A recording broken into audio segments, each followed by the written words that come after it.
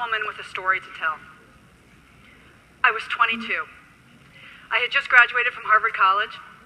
I'd moved to New York City for my first job as a writer and editor at 17 magazine. I had my first apartment, my first little green American Express card, and I had a very big secret. My secret was that I had this gun, loaded with hollow point bullets, pointed at my head by the man who I thought was my soulmate, many, many times. The man who I loved more than anybody on earth held a gun to my head and threatened to kill me more times than I can even remember. I'm here to tell you the story of crazy love, a psychological trap disguised as love, one that millions of women and even a few men fall into every year. It may even be your story. I don't look like a typical domestic violence survivor. I have a BA in English from Harvard College, an MBA in marketing from Wharton Business School. I spent most of my career working for Fortune 500 companies. Domestic violence is a growing issue and becoming more apparent in younger women and now even teens. Domestic abuse happens when one partner tries to control another, and it can show through many different forms. He's not keen to let them in. Cooking a meal at the moment. Okay, that's fine. Is it okay if we just come in and speak to your wife?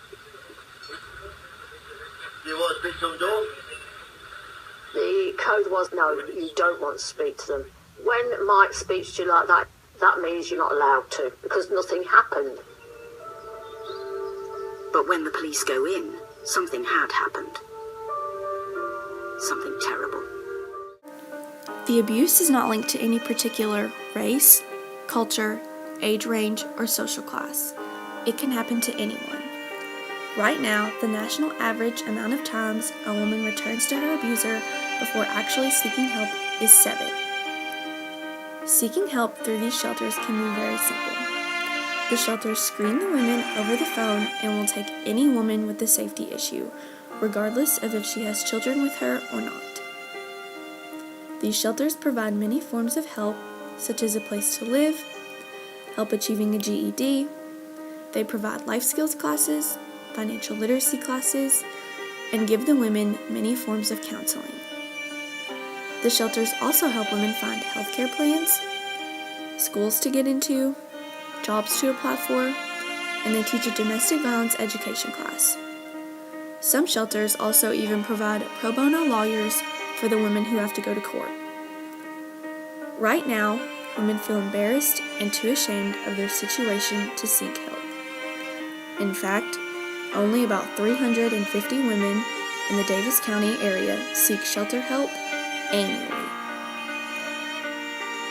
It's important to show these victims otherwise, and that it's okay to seek help. Clubs informing the public and creating ads could help, as well as classes for any age range to learn all about the types of abuse and the signs. By advertising and educating the public on ways to seek help, more women could feel comfortable doing so. It's crucial to show these women they don't have to be trapped anymore and they can leave before it's too late.